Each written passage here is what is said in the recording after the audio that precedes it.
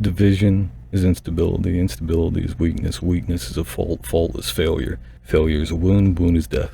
You can conquer the human species, the human race as a whole, by reducing their attention span to nearly nothing.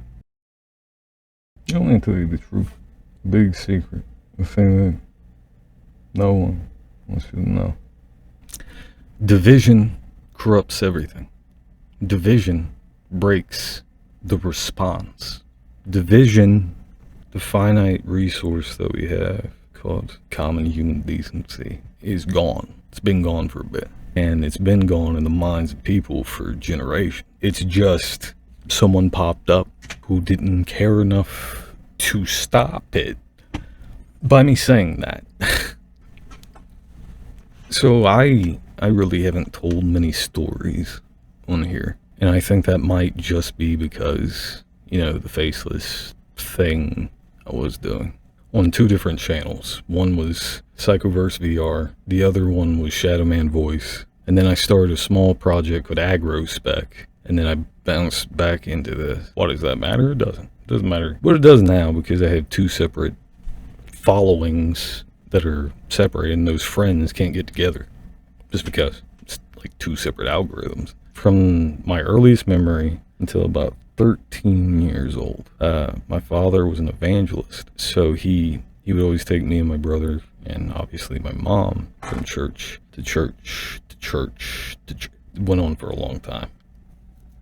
During that period, a lot of these services would be like Sunday school. I held the record for most times barred from a Sunday school class. Why? Because I always ask questions. If I heard something inside, if I clicked a certain way or fired some odd neurons that wanted to talk, but there was no neurons firing for it, the filter in between my brain and mouth, which I'm still like that now. 0 social skills. But I mean, after a while, you get good at masking or faking, being normal. So one of the questions that I would ask that usually got pretty heated or usually got me yelled at was, all right, so saying curse words is usually frowned upon, especially from the standpoint of like elders, or your family members. Like, you're not supposed to cuss in front of your mother.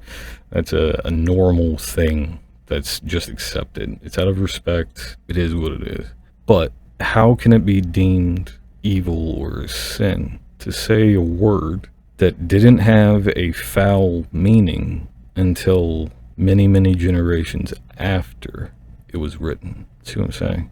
Because it also says that he who addeth or taketh away from the lamb's blood of life is in danger of hellfire. Well, that means that you're adding to it, which means that you're causing a sin by saying it. Unless what you're really saying is the intent of your words is the thing that is foul, or the intent of the words is whatever. Usually that get me kicked out. More often than not. Man. My dad's a pastor now, and I don't go to church much. And I don't go to church. Big old winner me, eh? Yeah. The secret that you're looking for, the answer that you're looking for, isn't going to be found on here scrolling. It's not going to be found on the internet either. It's in here.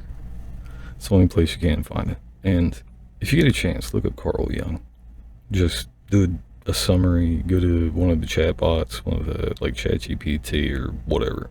Go inside and ask it, what is the answer? It'll give you a vague response at first and just say, no, the answer to everything.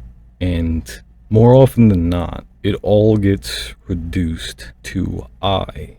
Everything gets reduced to I. I don't mean in a mathematical sense. I don't mean in a sacred text, grimoire, or theological definition. I as in you watching this. So, with all of the different things in your life trying to compete for your attention, and there's a reason for that, because your attention is what shapes reality. Get what I'm saying?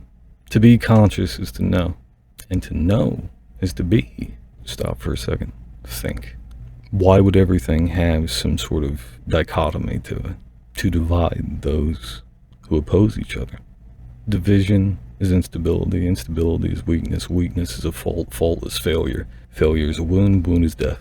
You can conquer the human species, the human race as a whole, by reducing the retention span to nearly nothing. So that whenever things do happen that are so bizarre and dystopian to what they were used to, common decency, that's when you own the population.